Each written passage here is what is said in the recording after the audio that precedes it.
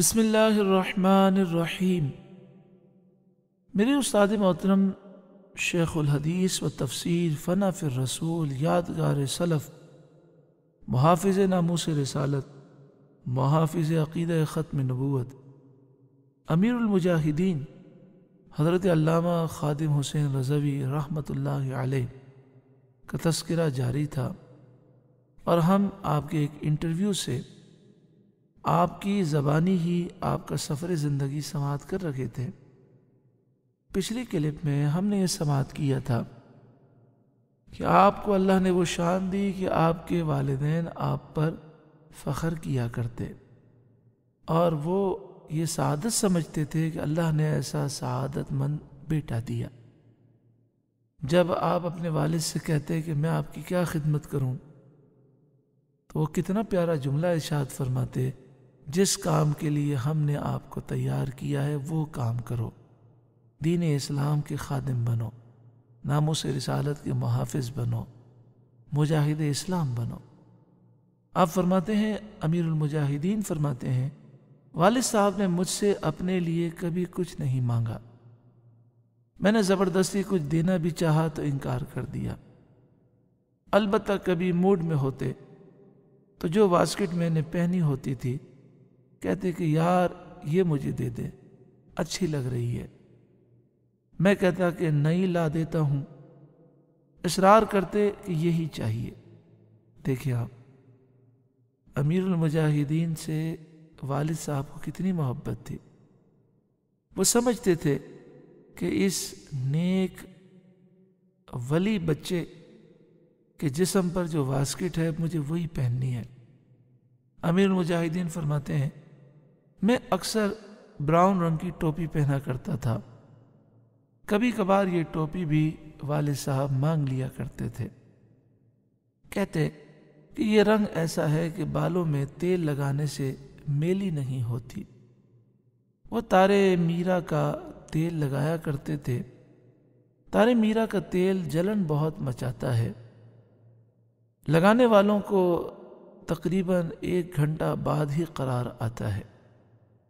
میرے بارے میں اس قدر حساس اور مجھ سے اتنا زیادہ پیار کرنے والے والد کی شخصیت کا یہ بھی ایک دلچسپ پہلو تھا کہ وہ کبھی میرا بیگ اٹھا کر بسوں کے اڈے تک مجھے چھوڑنے نہیں آئے۔ جب بھی چھٹیاں گزار کر میں اٹک سے واپس جہلم جاتا تو ہمیشہ میری والدہ بیگ اٹھا کر بس کے اڈے تک مجھے چھوڑنے آیا کرتی تھیں۔ پیارے و محترم بھائیوں، ان واقعات سے آپ اندازہ کر سکتے ہیں کہ آپ کی والدہ، آپ کے والد آپ سے شدت سے پیار کرتے تھے۔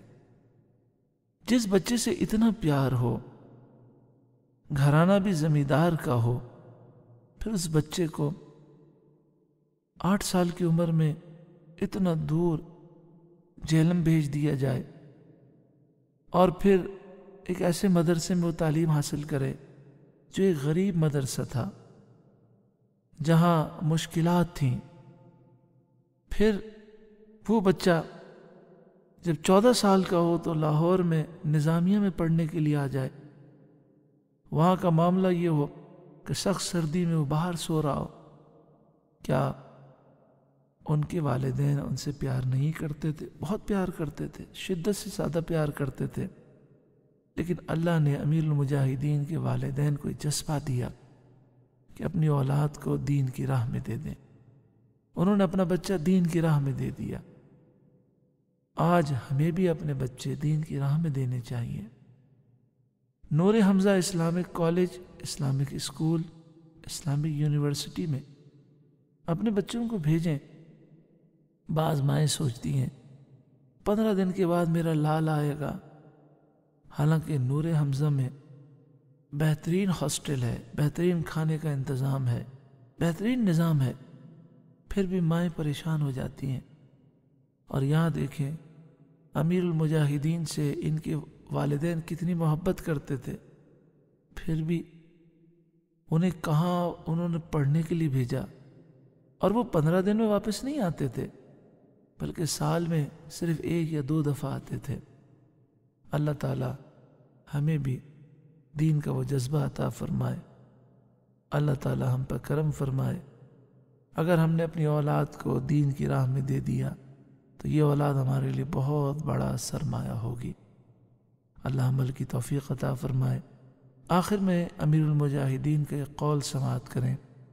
آپ فرماتے ہیں جب صحابہ کرام اور اہل بیت رضوان اللہ اجمعین کی بات آ جائے تو وہ مقام ادب کا ہے، تحقیق کا نہیں، یعنی ادب سے ہمارے سر جھک جانے چاہیے، کوئی ایسا جملہ نہ نکلے جس سے بے ادبی ہو۔ تمام صحابہ، تمام اہل بیت ہمارے سروں کے تاج ہیں۔ اللہ امیر المجاہدین کی قبر پر کروڑوں رحمت نازل فرمائے۔